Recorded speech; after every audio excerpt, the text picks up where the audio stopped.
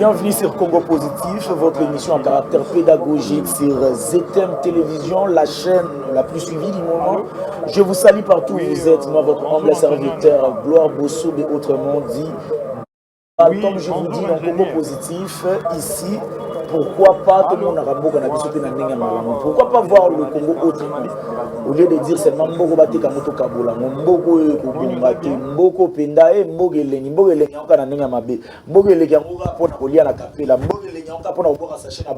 Mboko Lengi, nous voulons voir le Congo autrement, raison pour laquelle nous avons dit Congo Positif. Je ne suis pas seul sur ce plateau comme d'habitude. Je suis avec des personnes qui ont représenté Bango sur Zate parce que mais je vous dis, restez avec nous. Abonnez-vous, mon numéro sera bientôt là. Ceux qui n'ont pas besoin de participer à débat, tu nous écris et tu as texto na yo, tu as par rapport à sans plus tarder, je m'en vais directement à Pesana Mbote avant que nous Mbote. Bonjour et bienvenue à nouveau sur Congo Positif. Mbote et merci mingi ndeko bosobe ndenge bosepeli ko yamba biso lisusu o mokolo mwalelo totondi samina esengo. Bandara malembe bondiro zobela.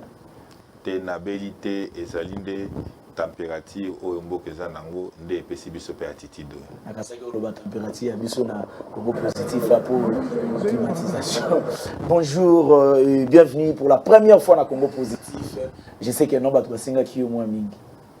Bonjour de Gloire. D'abord je suis très flatté chez Vitoko. Vraiment félicitations à DG et Nazali Lopez Sambote pour débattre et puis Nazali Lopez Sambote le futuriste nyonso bazali pour la biso d'abord na Mongafula et puis na Kitambo Kalamu et puis na commune ya Bandal bako bazali pour la biso na Congo Positif abonné la biso nyonso Congo Positif donc vraiment je vous dis bonjour. Et merci, comme on a dit, abonné Nabiso. Merci pour 9033 abonnés. Je vous salue. Et puis, merci. Vous continuez à s'abonner, vous continuez à partager. Balien Nabiso, Eko, Zala, Malamou. Mon numéro sera bientôt là. Vous pouvez participer à débat. Merlin, vous serez là bientôt. Bino Baoyo, Bosenga qui Merlin, il sera là aujourd'hui avec vous. Le titre. Le porte-parole du gouvernement Patrick Mouyaya demande le rumeur sur la présence de l'armée ougandaise en République démocratique du Congo. Les évêques de la CENCO suspendent leur participation au sein de la confession religieuse. Enquête Congo Hold-up, le ministre Guy Luando dit de ne pas être impliqué aux hommes Mbogelengi. Si je surtout, on va débattre ça ici. Pesara Mato, et je crois que non, comme on dit, le choc des idées jaillit la lumière. Affaire Boukanga Lonzo. Je suis devenu prisonnier politique dans mon propre pays. Là, c'est Matata Pogno. Azanakati a prison à ciel ouvert. Nakati a Mboganaï. Yango Sabouné, le docteur Agos Kongolo, comme je vous avais dit, va répondre à la justice aujourd'hui par rapport à Makamona Bango et à Fanchi Santé. On va parler de ça aussi ici, dans les heures qui suivent. Je crois que non. Je commence ma question par mon frère Patrick Mouya. Il y a 2 mois, présence, il y a armée rwandaise na Congo. Quelle réaction nous en avons? D'abord, avant la parole, j'allais d'abord demander à Ngobila, Ngobila, à Mekamp. Quand la situation, il y a Bandekonabiso au quartier Tchad. Parce que bisika on a zali nzele zali pe ya zali gouverneur na biso ya ville nalobaka bien sûr nalobaka soki bana Tchad bazui balabala te ngana kota la kimia te quartier Tchad okomi campus tozali na superficie ya 16 km². Quartier Tchad tozali na densité à 80 000 habitants mais tozali na nzela te et puis nzela wana ezali commettre biso en relève avec plus ou moins 3 communes ezali commettre biso en relève avec commune à Lemba à travers campus et l'équipe est pas na biso et puis Ekeiti na commune ya Kisenso Ekeiti Njili ce mutu na Roma torompo ngaba atana besoin à quel aéroport pourquoi vous ça raconte tout mutu na lipeli pourquoi Azan a besoin qu'elle est directement à l'aéroport. À quoi qu'on s'en dirait directement que Pendjane qui est à niveau là-bas Congo. Donc, dans le conseil de Congo Bila, vraiment gouverneur de la ville, ça a quelque chose pour l'habitat. Parce que d'abord, vous avez 4 problèmes que vous allez gêner sur la Bikambouyandela, il y a Maï, il y a courant, et puis il y a l'érosion. Donc, le Congo Bila, bientôt là, vous avez 2022, Kanissa, Nzela et Tchad, et ça a 5 km. Maramboyo. Et ça a été un sentiment d'abord pour moi parce que lorsque je fais des infos, j'ai en fait lu les infos. Et là on dit que c'est pas Singaï. Parce que les gens croient qu'aujourd'hui, ce qui était au Sangani, armée rwandaise, disons ougandaise, et hier, Kosunga, armée Nabiso, et ça a des problèmes. Non.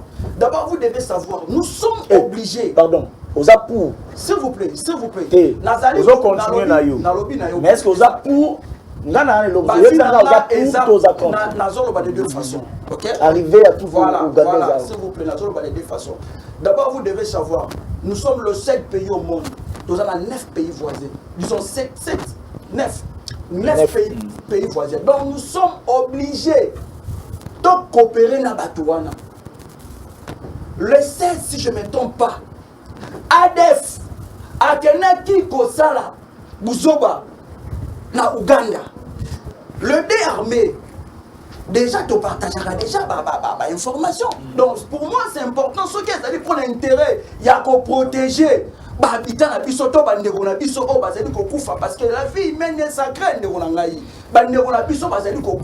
Mais d'autre côté, ceux qui armée ougandaise pour pas créer Bouzoba, pour piller la richesse. Là, nous allons agir. Mais awa tozali na cas de détresse.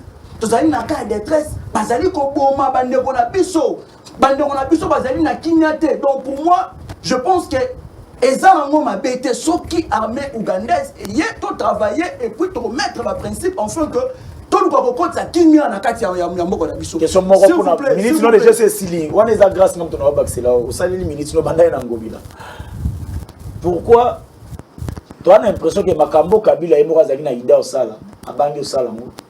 Alors Bino na union sacrée boyende pour nabuba no Sala. Natangela. Ram Kabila Sala tiki aboyi Bino boye bo salisia. Makambo ya dossier 100 jours baloba ke no projet wana ezaka bango président kutango na table. Bo salilia. Minembwe balongo mtu basala ba piège wana na banini Bino boye ko salela. Makambo ya nini yoyo eza eloko yoyo moko ya makambo esala ke non Vital Kamerhe a longwa a démissionné na nini na Assemblée nationale. Ce qui veut dire c'est quelque chose ezalaka déjà n'est pas à Kabila. Basimbi yango te pourquoi bino besoin ko simba ba place après ono ezapie. Ndeko ezali PhD. Tu sais notre pays doit se développer néonangaï. Obi est na biso ezali menacé et puis ezali parti oyo ba richesse ezali ebele pour nanga peut-être na rosenga d'abord dans le gouvernement na biso ba tcha paquet moko enjeu d'abord ba renforcer service à renseignement hein ba renforcer comment je pourrais dire ba frontière na biso ba tcha paquet enfin que buzo ba et continuité. Tozali na besoin est ya mboka na biso kinya ezonga parce que kuna ne richesse na biso ezali ndeko na ngai tozali obligé Congo ba kolongolango awa te ba ko tchango aux États-Unis nous sommes obligés d'ester ezali ko senga to coopérer na bato to sala ko boni ndeko na ngai to sala ko boni awa il faut qu'on protéger ba intérêt na biso donc je pense que c'est vraiment important de na katsa maloba mais mutuna muke avana tika toyoka sango que non le président de la République Akinda na est un kuta qui est effectif. Wa basodo ba pesa kaye ezate oya kuta ki. C'était vrai. L'information là. C'est bien sûr. Si. Ce que sort bato ba kosa ye suka. Et bato ba okangama. Bako kangama. Bako kangama. Depuis wana je vous dis bato ba okangama. Bato ba okangama ni wana ngai. Merci beaucoup. Ndeko Fall. Ministre Mouyaya buganga iganga kia. Ote kosa mate ba ugande ba ya buna bubu. Porte-parole au gouvernement. Alors, pourquoi vous avez intoxiquer la population? La population, les porte-parole, la bouche autorisée, à l'oubli que nous avons Merci beaucoup. Ndenge opesinga maloba. Lelo Monique na attitude mususu na ebisaki yo température oyo eza na mboka nde mutu imposer biso moi attitude oyo toye nango eyali pasi na mawa makambo mususu oyo ezosalema sur place na mboka na biso. Pour y arriver nakokende na mwa lombango na touché moi quelques points au api ndeko na biso azoloba na moni les futuristes bango bali bato ba vivara d'abord les présents te balenge la kaka futur donc les présents etali bango te ndomoni ako soutenir ka lobi ke pona epé ya la mapinga ya ba ngande atabayawa ya li mabete domoni bato ya boye nde nyonso tolukaka bango mpona tobelela bango tobelela bango ndenge mpona nini tobelela bango parce que tobosani souvenir oyo Rwanda na Uganda basala biso te na niveau ya Kisangani. Ils se sont bâtis na guerre il y a 6 jours jusqu'au jour d'aujourd'hui. Honneur digne oyo bana ya mboka na niveau ya Kisangani au ba funérailles digne il faut ezala organiser en mémoire na bango. Si les autres déploraka et salimate comme il se doit. Armée ougandaise wana moni ba trouble au basala na Rwanda awa il nous doit. Omo liala basango. Yokangai. Te, okomo liala basango. Yokangai. Siko likamni no lobabu ya titi yo ils nous doivent beaucoup mais jusqu'au jour d'aujourd'hui, il se pose toujours des problèmes. Continue la réflexion. Mais yango zomona ke tangu nde kwa zoloba, il soutient que to sangana na bango baliaka na ndokite. Ouais, ça c'est sûr. Donc on remarque que les pays voisins ils n'ont jamais été sincères avec nous. Pourquoi? Parce que déjà dès l'origine, Joseph Kabila, que j'ai toujours appelé le petit dictateur, a essayé quand même de nous fragiliser. Cet aspect, on est à fragiliser l'autorité de l'État. Ne pesa otozo benga nguya na ba pays voisins. Basaka nakana biso ti Rwanda comme à niveau ya proposer à tongela biso village à ton aéroport. Wana elakisaka faiblesse pour balancer appel d'offres wapi. Est-ce que RDC lansaka appel d'offres to RDC le bakani pour permettre Rwanda à salanini aya ezali ba question ko wapi to mitunaka. Mais information oyo Patrick Muyaya a lobby tango ndeko Muyaya akuba likambo yake information ne il faut yeba ke biso to lobaka pe ke ya pas molinge ninga nakate et bimakate sans que moto et ala c'est-à-dire que moto yali yango ebimisi molinga ndeko Muyaya mosala oyo akosala yali mosala oyo Lambert Menda salaka mais Lambert Menda salaka mo kitoko mingi koleka Muyaya c'est-à-dire ya mosala nini ya mosala ya kwa kobuka lokuta ndomoni papa Tshisekedi les faits place ali elle babete la kali solo à Lambert Mende atali balobi ah Mende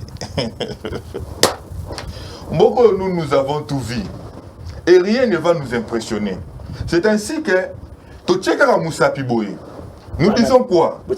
Notre gouvernement en place et bon parce que c'est eux qui nous gouvernent au travers d'un programme.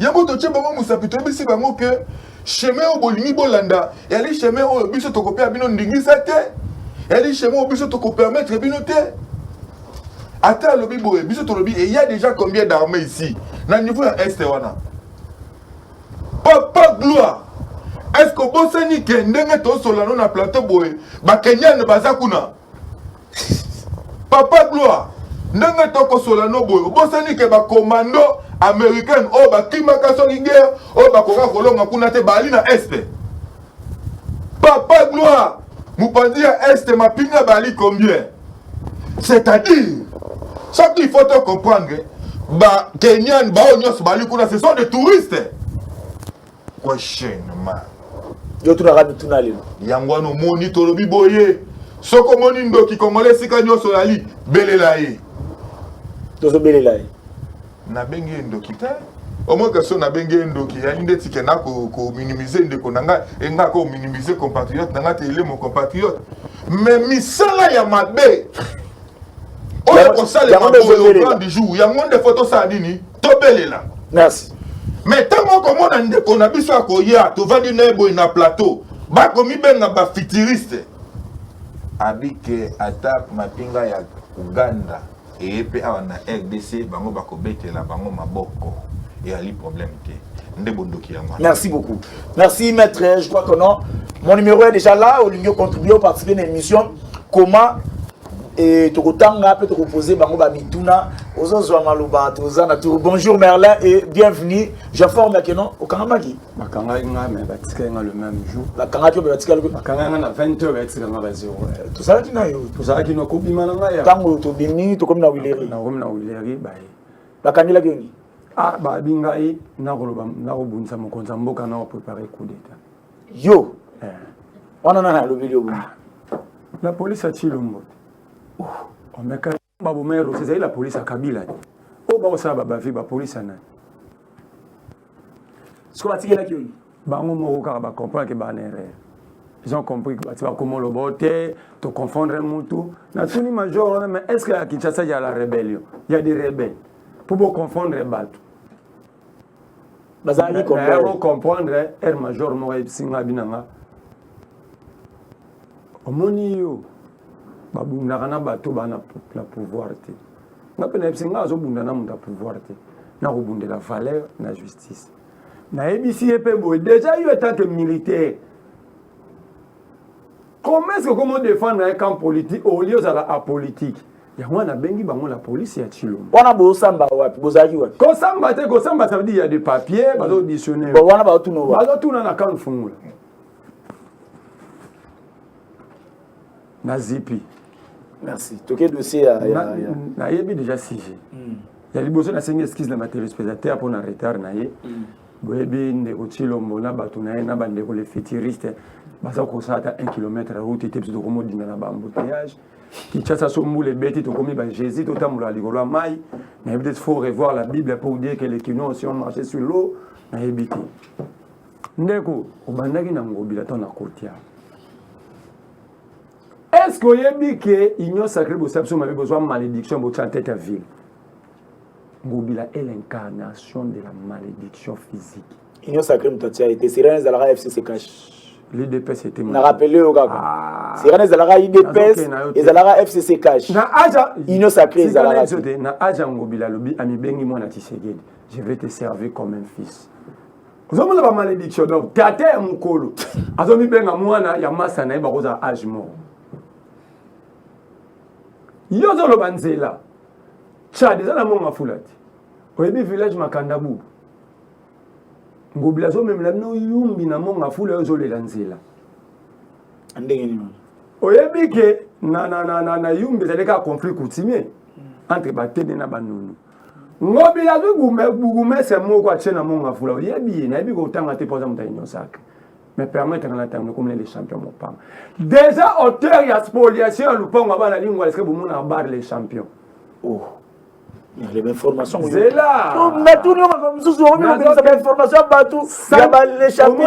On a les champions bar. C'est un centre culturel, il y a jeunesse, il y a l'ingwal. Ngai na komeli gouverneur gentini on a beau que tika ngona service courrier pour le communauté on a bureau il y a directeur à cabinet na. C'est lui qui gère l'administration à gouverneur. Avec des pièces, des convictions de la nation on a pas pièces on a tout na pas notable. La carte d'administration communale. 3 jours après Ngobila bita ki zengio akopekisa na kopto ke boma batu na makanda bubu alors manata les champions azwa les champions gouverneur pendant qu'il est informé 3 jours avant match les champions bourgmestre non c'est ma ebelo basali yo no comme na ajo so mona bourgmestre que ko introniser chef coutumier gentil na les champions l'ont fait et le lone na solano awa batu babunda ki jeudi passé 2 camps.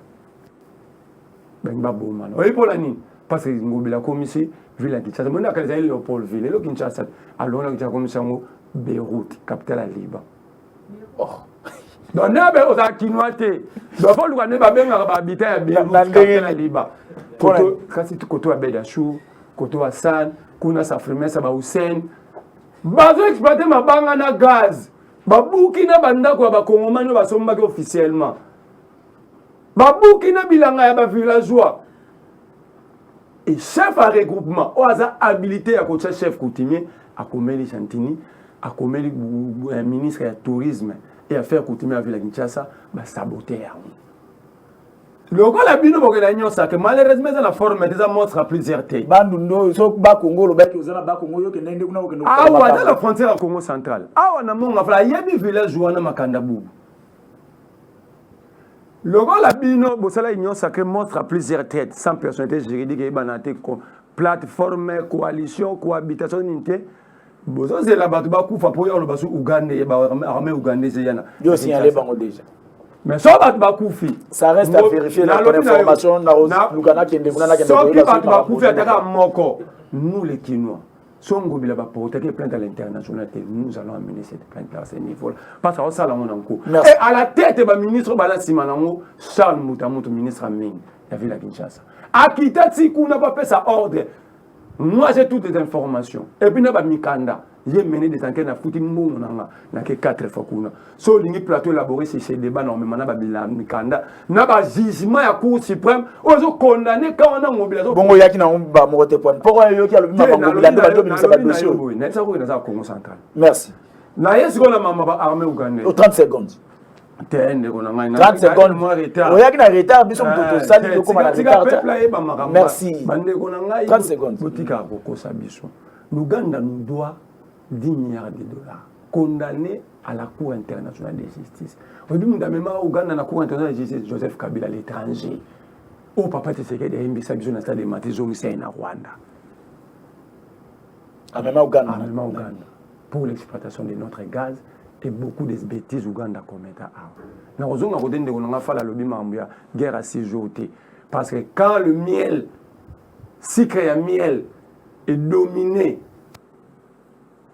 saveur et nourriture préparée dans la cuisine, on a sorte à ivresse. Le Rwanda, tous les rapports, les dernières résolutions du Conseil de sécurité, il y a mois d'octobre, que si l'état de siège est aussi battu, c'est le Rwanda qui alimente et l'Ouganda. Ce qui est bon, c'est que si la diplomatie, il y a Félix, il y a résolution, il y a diplomatie, voyage. Résolution, autant que voyage. Maintenant, quand tu as une résolution, comment est-ce que tu vas convaincre? Tant que il y a un lobby qui échange déjà à renseignements, ça m'a depuis quand ça a été débattu dans quel parlement? Je pose la question aux robots députés. Ça a été débattu dans quel parlement? Les représentants du peuple. Ces peuples-là que vous prétendez défendre. Merci Merle. La cité. Néronanga. Ezaka poisson. Tena ça na dajo. Ezaka poisson mutakanisa ki pêcheur et pas bikisa. Merci. Yaka poisson. Mutakanisa ki pêcheur et pas sauver. Mutakanisa ki pêcheur et pas sauver. Zora et pas bomai. Congo positif, la moni bobenga s'il vous plaît bobenga te bokuma. Et aux amalamu poto tanga. S'abonner na Congo positif pour rater le côté. Oh rater pour s'abonner te. Tant on a moins difficulté aux abisso na direct, au rater pe mambibili. Maintenant la Congo positif avec S ou s'abonner et Kozala vraiment malamu, je crois que non, il faut tout évoluer. Tokotana deuxième sujet. Mon numéro est là. Vous en avez besoin de participer benga. Toko Lekisayo, ça chauffe. Toko ti dossier à Senko. Nazo tout nara question moko mais biso surtout toko tambolisa yango toko lobela. Vous comprendre ni la décision à ba évêque catholique sur la suspension de leur participation. Est-ce qu'il va réagir bien par rapport à Makambo wana? Peu ils en je commence par mettre Bidouer. Et puis on viendra comme ça. On va parole pour nous recadrer par ministre Nayo. Vous pouvez essayer un papier d'habité. Cherchez les papiers, les stylos pour naïe. Comment positif est la question à Moutou? Mamutel mais les gars belé il faut qu'on marapo na o kanga bopé ça Tchad et kangama na mo kangama na ba Congo. Pesa et papier na bit. Comment kaka donc awa kanga pena mutema tezo swa yo kanga mais yo koma kaka na minute na yo ndeko voler bilo bwana papier na bigité te ngaza na étudiante sina sisa to bani na yo merci vous comprenez la réaction. Merci beaucoup. Et puis ce qui s'était passé hier. Oui, moi je pense que en premier lieu il fallait d'abord la confession religieuse nous sommes débat suspendre Senko. Oh. Oui, moi je pense que Senko a qui à la va-vite. Normalement, je pense qu'il fallait un débat suspendre Senko. Pourquoi pas suspendre Senko? Parce que vous allez voir que agissement de façon Oyo, Senko à agir, et ça là qui vraiment a intérêt à la République. Vous savez, nous avons dit quoi? Nous avons dit que le président Tshisekedi étant venu au pouvoir par la voie à Oyo élection, peu importe façon qui contesté ça et là, mais le président Tshisekedi a eu un pouvoir par voie à élection. Pour le faire partir, il faut une obligation pour respecter le cycle électoral. Donc, qui dit pour respecter le cycle électoral, il faut normalement organiser l'élection en 2023. Et tant que le challenger le président Tshisekedi va postuler, va kende pour peuple à départager. Mais vous allez voir que dans le niveau de la confession religieuse, il y a une chance pour débattre la question. Mais vous allez voir que niveau de Senko, parce que nous aimons plus être rationnels, au moins niveau de Senko, na SCC. Ça bloqué. Ça bloqué pourquoi? Parce que nous avions déjà compris que à notre niveau, tu décriais un mot, même dans des récents points de presse, tout que nous avions fait, nous avons dit quoi? Nous avons dit que Senko, Azalaki en complicité, il voulait préparer, parce que nous n'avons jamais été pour concilier une fois de plus, dialogue, tout gouvernement, union, sacré bis, tout. Nous avons dit, oh, c'est Salami, ok.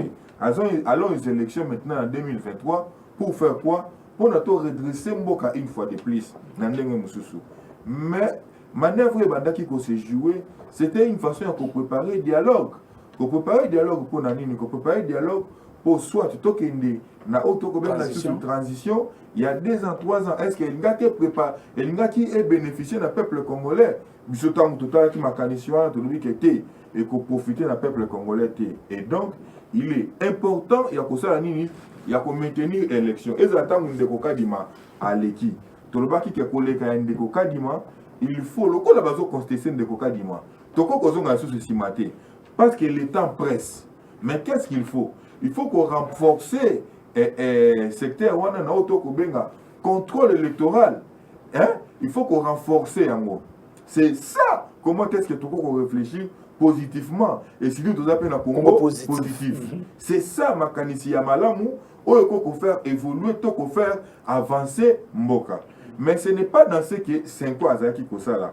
Tu vois que derrière tout ce que les Senko étaient en train de faire, il y avait un agenda caché. Oh, Senko a accomplir. Mais c'est comme ça que tu vois quand tu vois n'a pas peur au Batikali, il y a l'église de réveil. Normalement, il fallait qu'il va suspendre le Senko. Senko à comprendre que soit suspension et Zoya, il y a Salanini à dévancer Bango, à suspendre Otokubenga. Participation. Ce qui s'était passé dans Nini Kuna Lobby. Non, mais au début, le Kamboa, Zalambango. Votre réaction par rapport à suspension, il y a Nini au lobby dans la question là-dessus. Merci beaucoup. Passe dans mon thème, on a kabiso jeune, le futur de demain. Parce que, s'il vous plaît, je l'ai toujours dit, la jeunesse est l'avenir du demain. Quand la jeunesse, Kabila tika le ko détruire na mboko mba o loba na mboka oyo jeunesse o Kabila tika ki lelo ba ko loba na ngai Tchad ezali à proximité à ba Congo ezali d'abord faux ezali mensonge tous ali à proximité na plateau des professeurs. OK? Donc je la bisonner eza lokuta ngai na lobarango toujours moi je n'ai pas porté parole à mobilité mais tant que Congolais quand je trouve quelque chose qui ne marche pas là où moi je suis et tant que je suis futuriste, pourquoi nous sommes le futuriste? Nous sommes là pour corriger les erreurs de nos prédécesseurs. Aujourd'hui il y a des gens qui nous disent ici Ezali Mabe ainsi de suite. Mon cher, tu sais, la vie est à la blanc, qui est opposant, qui est majorité, non. Ce sont nos frères, ce sont nos Congolais. Ce sont les Congolais, ce sont nos soeurs, ce sont nos mamans, nos papas. Peu importe, il faut nous connaître au Sungabango. Tozali, bisogno sur les Congolais. Et ça, il faut se mettre autour d'une table total intérêt.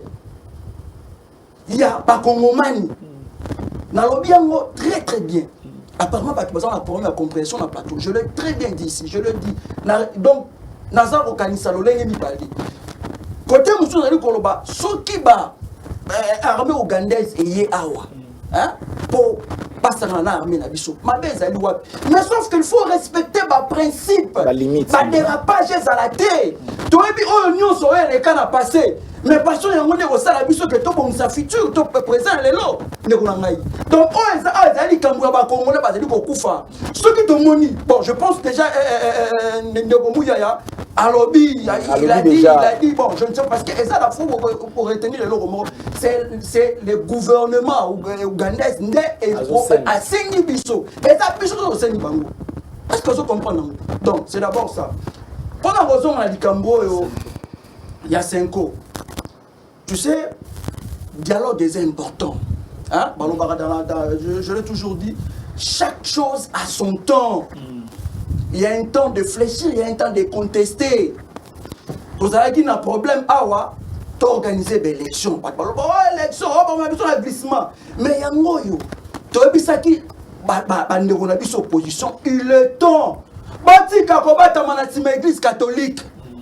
Botika, yango teli komona na ba komona ba te botika to ebi ke bozo luka cop ba opposant to ebi bino bien et puis on a pour leadership na ebité na moi gérer opposition go to ça là juste na seul opposant na mboka o c'était papa na biso Etienne Tshisekedi avec l'UDPS et l'UDPS est 5 partis à ça 38 ans disons 37 ans ou 36 ans dans l'opposition bah oh non ça va ce sont des voleurs. Oui, bah nous comme mongo. Bah ça nous comme mongo. Bah ça nous bah mongo c'est la propagande. Bah ça nous mongo c'est la propagande. Je vous dis nazolo banayo tozo to maramnyo so zali ko mona sima to yebi nyonso. Mais toujours ba alliance ni ngo sala ma aussi la mbango. Tozoka ba alliance comme sala ma na mboka oyo. Soki lelo 5 ans à Monique non parce que je l'ai toujours dit ici 5 ans to église ba na ko freiner le processus donc c'était important tous autour d'une table en fait on va consensus pour organiser l'élection. Ma belle loi na 2023 ba na biso nini que non de Tshisekedi a voulu organiser l'élection. Non, Tanzanie a besoin d'élection en 2023. Élection avec ou Sakadi avec ou sans machine à voter. Une élection. Avec ou Sakadi prêté, il n'y a pas de débat, il n'y a pas match. Il n'y a pas match. Donc, il a largement positif. Nalobi na yo mboka oyo ezala libulu, mboka oyo ezala gérer na miyibi. Nani va détourner tête. C'est des voleurs. Nos frères ici bazali ko soutenir ba miyibi. Ce sont des voleurs. Ce sont des voleurs, ce sont des voleurs. Basa miyibi na loba na nsiko. Na loba na nsiko. Ah, c'est bon, merci. Je crois que Zongi Tozonga. Population Tozonga. S'abonner la Congo positif pour attaquer le côté. Merlez vous. Information non ça là que vérifier que Zaki bien tem balubia wa kino eza lokuta yango wana.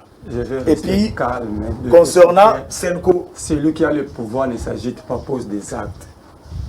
Celui qui a le pouvoir pose des actes, ne s'agite pas. Soyons calmes et posés. Je n'ai pas dit Nabi Azakam Nabi Boué, Nabi Tchad, Nana Kamara Nanakuna Jires. Nabi Tchad, je ne peux pas confondre les quartiers. Nabi Boué, aux Alakana Tchad, pas sur le temps à quartier Tchad, Tchad Yana Mungafoula. Cela veut dire, c'est supposé que le gars est commune, au village Makanda Boubou. C'est ce que j'ai dit au retard de l'émission au Bandela. Les avons été trouvés comme un perdu dans le plateau parce que Mamouta Lobito gagne au Toki. On est à Liboso. Il y a mis Bali. Ce n'est pas parce que moi, il faut que le tableau n'a foule le PC. Donc, il faut que tout le monde ait besoin des élections. Les problèmes du Congo, ils sont juristes. L'exposé des mots pour le préambule, la constitution n'a plus le Bénin. Le Congo est confronté à plusieurs crises. Parmi les crises où le Congo a genoux, c'est la contestation des institutions et ses animateurs. Ce n'est pas ça la cause de légitimité. Comment maintenant, je vous pose, comment régler cette crise? Comment régler la crise? Comment positif? Mais le choc des idées, pour régler la crise de légitimité, ceux qui ont un candidat, le peuple a voté, ils ont réellement. Ceux qui ont la ligne, ils ont voté FAL, ils ont réellement FAL. Ceux qui ont voté Intel, ils ont vraiment Intel. C'est là maintenant, comment la devoir, il y a redevabilité vis-à-vis de la base.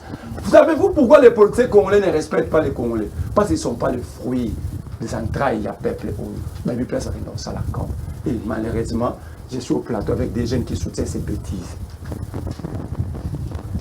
Au lieu de chercher que les dirigeants le réellement fruit d'entrailles au peuple, que tout dans le courage retourne à bomber au pouvoir. Ces gens ne répondent pas à nos questions parce que c'est la COP. C'est ce que nous voulons. Personne ne veut pas des élections, mais nous voulons des élections qui vont régler tant soit peu le problème. Mais avec Massaï. Les effets sont restés constants. Dans tout le monde, tout le monde est c'est pour ça que le téléphone, il lettre à Félix Tshisekedi écrit à Mabunda ou à Boulera ou nommé Rossam Malone. C'est Félix Tshisekedi s'était appuyé à l'article 17 de la charte de la confession religieuse. À l'Obiboye. Dans la lettre à Félix Alobiboui, il ne peut pas nommer Malone parce que Bateau va signer un PV. Dans la qualité qui n'est pas précisée, il fallait qu'il y ait soit le président qui est la CENCO, soit le vice-président qui est l'ECC. Question maintenant, est-ce que le PV ou déposer une assemblée pour la Kadima, c'était signé par le président et le vice-président, conformément à l'article 17 de la charte? Moi, je ne peux pas comprendre que l'intellectuel congolais soutienne la tricherie. Je vu même les députés se battre pour soutenir la tricherie. Quelle leçon pour nos enfants? Quelle leçon intellectuelle qui est la lumière de la société se battre pour soutenir la tricherie? Moi, je n'ai rien contre Kadima. J'ai dit ceci. La question des élections au Congo n'est pas question de compétences parce que nous avons plusieurs compétences. En matière électorale, tout ça, nous, on était compétents, tous les autres. Mais la compétence, on va appeler ça des résultats. C'est une question d'éthique et morale. C'est une question d'éthique et morale. Albert Moleka, qui était le technicien maison de Tien Tshisekedi, pendant 20 ans comme directeur de cabinet, vous dit. Et il insiste, il dit, j'ai des éléments de preuve que Kadima était le président de la fédération IDPS d'Afrique du Sud. Étant que jeune, étant qu'intellectuel, qui est le futuriste, qui se bat pour son pays. Étant qu'intellectuel, qui est la lumière de la société. Le proche, parce que tu veux les soutenir, tu dis, l'unique était Tien Tshisekedi. Maintenant, c'est sa technicien maison. Tout ce que nous avons, c'était préparé par un technicien. Le technicien s'appelait Albert Moleka. Aujourd'hui, la question, quel est l'avenir du bloc patriotique? Bloc patriotique, c'est lui, c'est moi, c'est vous, c'est tous les Congolais. Avenir dans c'est tous les Congolais. Par exemple, Ngaza signataire à Black Patriotique, ni comme activiste, ni comme citoyen congolais. Mais je pense que la question soulevée par le bloc est noble pour régler ce que nous avons tous décrit. Mais il y a des ordres qu'on a. Ils ont ce droit. Si on va prendre, la CENCO peut porter plainte. Si on va réclamer le droit, la CENCO pression, c'est qui est le rapport de force. J'étais là, mais je n'ai pas manifesté. Ah, mais là, qui est si manifesté. Ça dit pas qu'il s'agissait du bloc. Moi, je ne fais pas partie du bloc.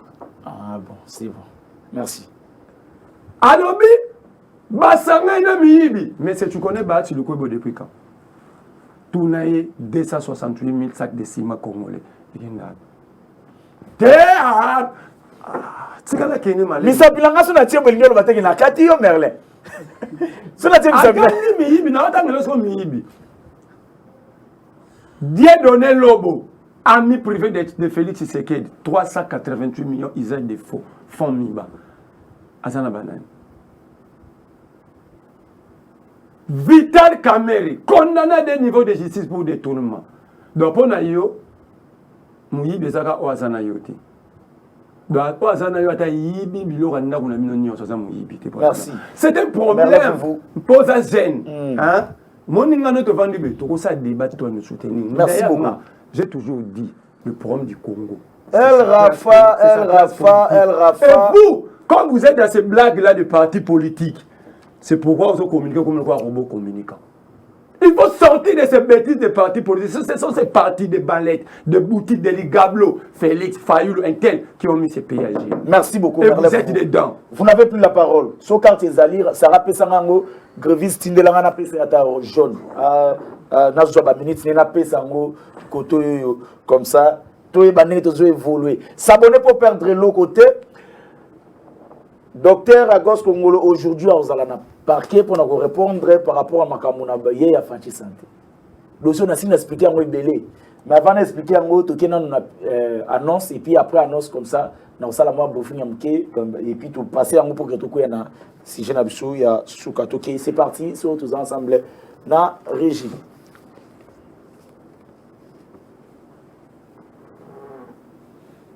Eh bien, je crois que Régie, ils en ont nous prêté pour il y a El Rafa. Le dossier est comment? Le docteur Agos Kongolo, Azam Mokolo clinique El Rafa. Mokolo clinique El Rafa, Asala El Rafa, et continuera à l'angoto et El Rafa n'est fonctionnaire. Cher, Nini, Batubakenda, on a battu mon argent. Il paraîtrait selon Yemoko, docteur Kongolo, à Kendara, tant président Zotika. Mboka na maboko nzambe na martyr ayoki so président lobi kombo a Jésus a s'est décidé à soutenir le président azu ba prier biloko ne surtout à Kitisi azu comme hôpital na tie Fachi santé et azu kombo ya projet ya programme wana tia mo Fachi santé ce qui veut dire Fachi santé so mutu nyoso tout ke kuna na compte ya Fachi santé bazu ba prier nyoso il fallait ba futo ba division par 3. Ce qui veut dire opération, par exemple, il y a parti sur les $250, tout ça, sur la division en opération, il faut $80. Donc, il y a appendicite. Il y a un jour au sein en hôpital. Au hernie, $80. Et le conseiller Bimi, à l'objet que notre projet, le conseiller chef de l'État. Abimi à l'objet que notre projet, docteur Kongolo, Azo, Yiba projet Koyiba. Je crois que ceux qui sont ensemble dans la régie, bandela annonce wana comme ça ba lande toko yoka toko continuer ko sali nasi. Tozela kimingi promesse et comme réalité prise en charge sanitaire initiée par le chef de l'État Fachi Beton, matérialisée par le docteur Agos Kongolo dit Beton. Nanzela ya structure ya monene Fachi santé balo bakamboka elengi santé pe ekomi elengi mituna na bino ebele ezubiano kala mingi te mobange na hôpital hautement équipé ezali kotongama répondant aux normes internationales pour la prise en charge ya bamaladi ya bacoûts sociaux nyonso. Tala, papa, maman, elenge, oyo azomi na toute étendue ya ville province ya Kinshasa, komi tungisa manayo te en attendant Fachi santé ezosala baaction nango a partenariat na baklinik nyonso ya El Rafa. El Rafa Yolo, na commune à Kalamu, avenue Ngoufou numéro 7, référence arrêt Jamar sur Kimweza. Na côté Angaba, au commune avenue Kanyoka numéro 3, Massina, Toza na avenue Mbangi numéro 50, Massina de 4. Notre numéro de téléphone, le 09 98 35 75 53. Eh maman, pona ba prix, komi tungisa manayo te. Yaka kaka na ba clinique El Rafa na compte ya Fachi santé, nyonso ba kosenga yo bipai misusu, divisé yango kaka par 3, yango yo kofuta, yoka ye moko. Nazo bisa ba nyonso que les cliniques El Rafa continuent à fonctionner. Na ba adresse misa tout place ezali. Donc, au yé méthode kolobawana. Na 7 000 francs na yo, on te consulte, basel examen laboratoire ya ofélé. Bah consulter dans des conditions requises. Et na makambono comme j'avais dit précédemment, hernie, appendicite 80. Oye pour na makambono yo ya kobota 50. Oye na makambu ya kyste d'ovaire 150. Oye na makambu ya prostate 800 000. Oye na makambu atapa ostéosynthèse ko cha mikuwa mabele mikuwa tozo sala. Moi si mon razali banda na botune ba tutache le bon kate. To che ba plaque vissée. Babomba kabiloko na ndaku kasi maladi te okobima ndoki pamba na famille. Fachi santé ya docteur Agos Kongolo. La santé d'abord. Eh bien, vous avez suivi et ça dit que non, le conseiller peut avoir un projet comme on a fait santé. À ça la rappelle déjà ma cambo bengi ngatinenga ba document ba nini alobi gloire na kotinda ba mettre soit ngamo so na kuti voyage à Europe na roya na koleka na plateau. Aya ki pa zongi à salisi centre ya sikana matete abengi secrétaire général Augustin Kabouya ba kende ko inaugurer centre wana. Mais maintenant le projet wana eza ya selon le conseiller chef de l'État docteur Kongolazo na kotika te ba comme la justice. Ba une justice donc le lot donc l'objet on appelle ça une suite. Le londe docteur Agos Kongolo il faut azala na nini pona dossier wana.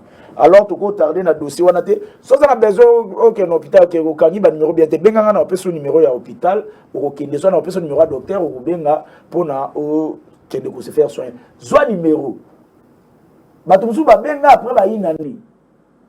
Peut-être aussi cause santé malade moment le rosa bien.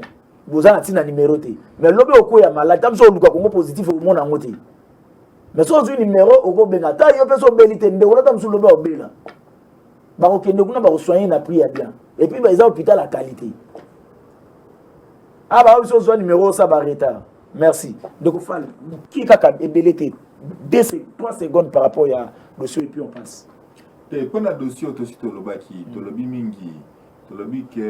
tu à des moments, il faut que tu aies la série.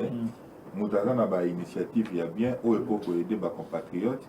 Il faut toujours l'encourager parce que nous devons nous dire quoi. Demain ça peut être toi, demain ça peut être donc et cause de la mission avec des initiatives, innovation pour la République. Mais quand il y a un individu sans appui au gouvernement à une initiative, mais vous voyez que Moutoumon a la Moukibo parce qu'il est trop attaché, parce qu'il est à la présidence. Ce sont des histoires comme ça, ils avaient ce peut aussi. Il va plus comme sous parce que X est de la présidence, parce que et ça là où tu as bien influence, il croit peut-être influencer justice. Non,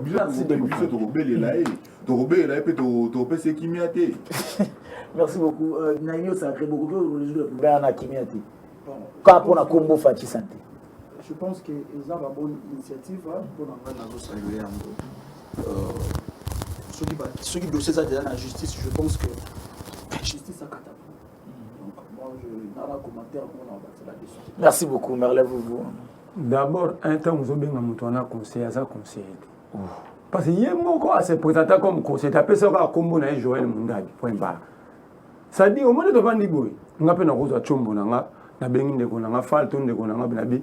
On a Zan de Goya, il y a Samaloukonde, et l'autre, on a Tsikamo. Par téléphone, au Bangi Tsiki. Ça, c'est un. Deux. Pourquoi un projet social, faut que Luka appuie à Kabouya? Pourquoi que notre Kabouya? Pour utiliser le pouvoir. Kabouya n'a limité que Kabouya a mis le dossier. C'est là.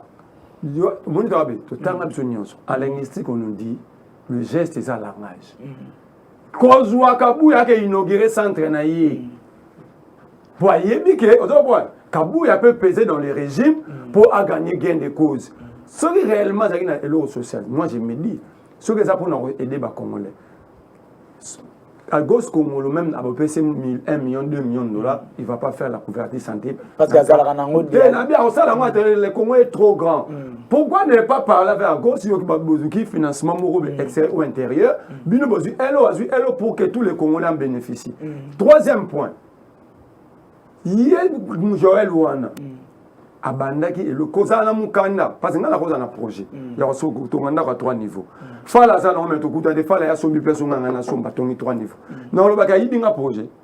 Personne est responsable des cerveaux mais le projet bat.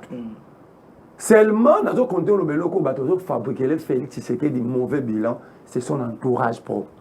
Parce que ce projet ici, ce que Simbi aucun n'a pas payé le roi de France. La majorité des projets sont portés par des privés. États-Unis, c'est porté par des privés. Donc en fait, la monnaie docteur, ça gêne. Donc on Congolais, une initiative d'esprit entrepreneurial. Quand il entreprend, conseiller Morabimi. Maintenant, c'est que merci Merlin vous. Je crois que tu commune à Souka, il y a une émission, qui s'abonner au Lingité, dossier Oyasuka, dossier Matata Pogno, donc vous répondez à mon abino de la fin. Et ça, dossier Matata Pogno. Matata Pogno alobi aza na prison na mboka na ye à ciel ouvert. Abana nani Fico. Yo pe na banane non terre.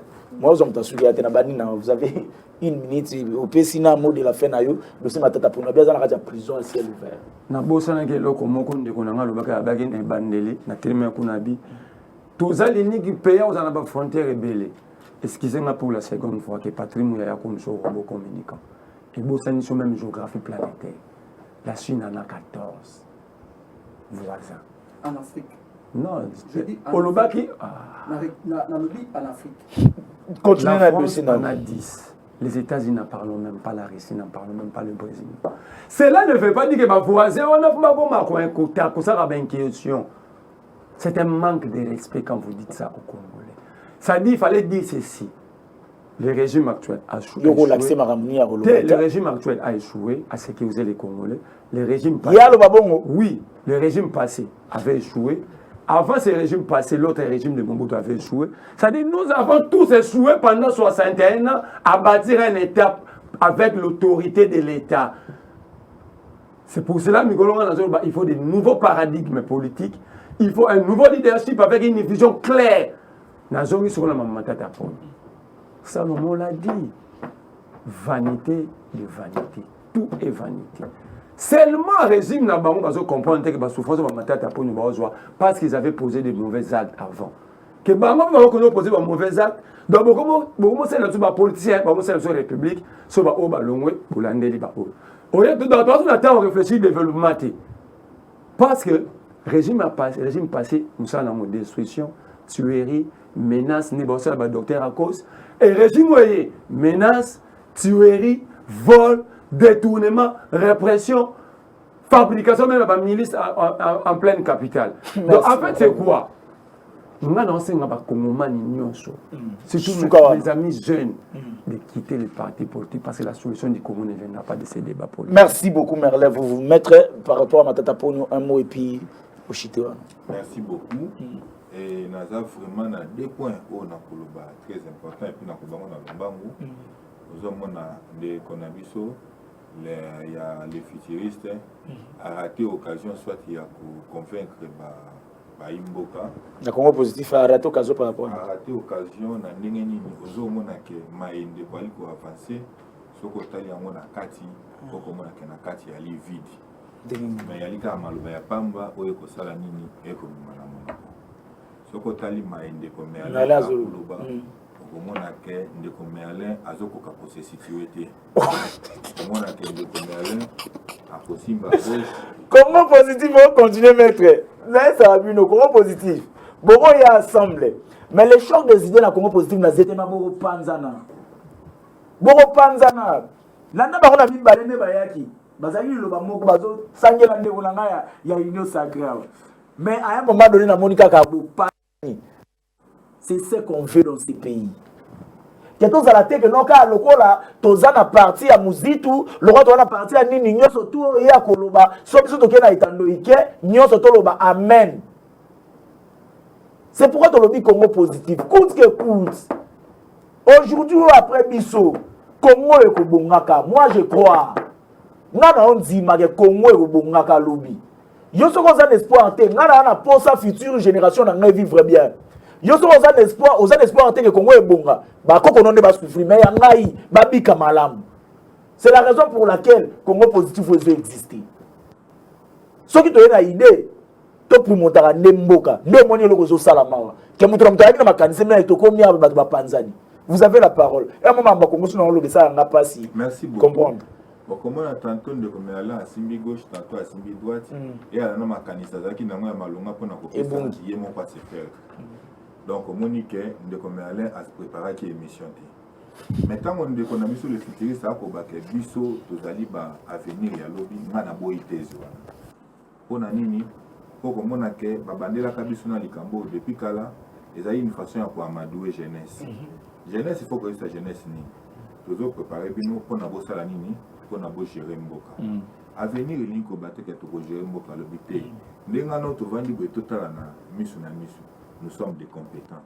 Pour nous gérer comme on fait mécanicien malamu, autre que ça la collègue avec diaspora, nous sommes battus de Merci beaucoup. Parce que nous avons une réalité, yo koto zali kuna. je pense, je présume que vous êtes un grand leader pour tous les Merci, la réalité à point. Les lots, si on te donne une responsabilité, à co-gérer. À mesure, à co-gérer. Vous n'avez plus la parole, maître. Tokomi Nasuka. Tokomi Nasuka. Les ministres ont acheté. Na niveau il y a lingua là. Les lots, il faut gérer avec beaucoup plus de responsabilités. Parce que nous connaissons tous les failles qui existent, où ils allaient tout autour. Il y a des économies sur la lingua là, où ils allaient déplorer. Merci Ndekofal. Vous avez la parole, votre mot de la fin et puis tout ce qui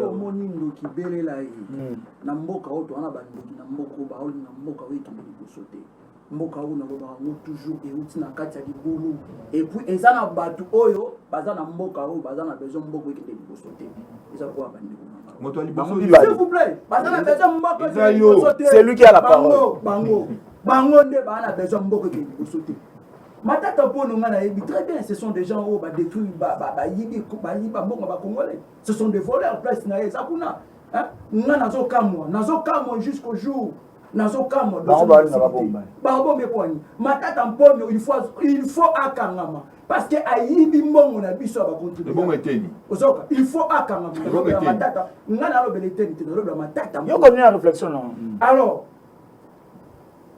na mboka na biso oyo Congo omoni tozalaka na motu moko na mboka oyo ayelaka biso 5 chantiers ayelaka biso 5 chantiers soki toyebaka kogérer facteur à temps là on a vu problème de biso tout le monde en problème la terre de un tout le monde a un problème on a terre mais lelo miibi wana miibi ces voleurs là bazo continuer bongo bati c'est lui qui a la parole. C'est lui qui a la parole. Botika est chité comme la sous-émission. Botika est. Non, non. Non. C'est lui qui a la parole. On voit pas on voit carton rouge. C'est lui qui a la parole. Quand il y a le macapazo, le bandeko fall, il y a la parole. Ces gens ont volé l'argent du contribuable. Akasia Bandouboula. En tout cas, merci. Je crois que non, la personne qui s'est débat,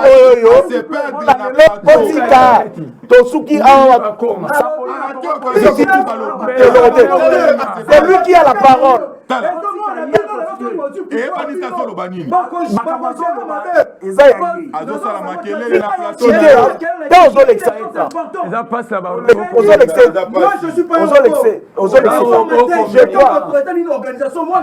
Il y avait président.